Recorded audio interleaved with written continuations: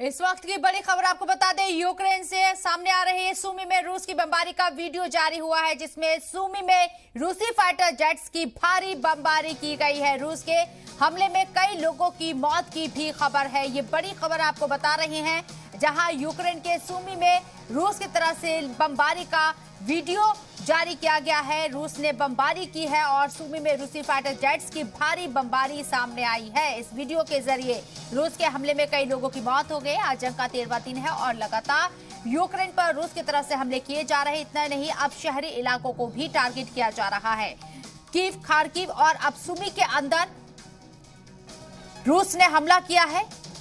Fighter jet से गोलीबारी की गई है, अंधाधुंध गोलीबारी की गई है। तबाही की तस्वीरें भी आपको दिखा रही हैं। रिहायशी इलाकों को भी टारगेट किया जा रहा है यूक्रेन के अंदर। अब जंग सूमी को पूरी तरह से बर्बाद करने के लिए शुरू हो चुकी है।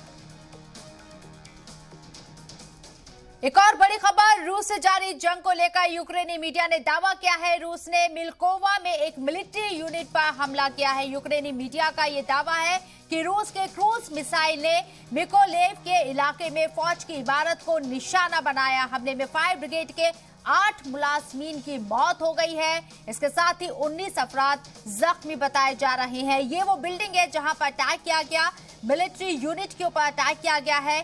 फौज की जहां फौज रहती थी उस बिल्डिंग के ऊपर अटैक किया गया है और इस हमले में 8 मुलाजमीन की मौत की खबर है। साथ ही साथ 19 लोग जख्मी बताए जा रहे हैं। फौज की इमारत को निशाना बनाया गया है।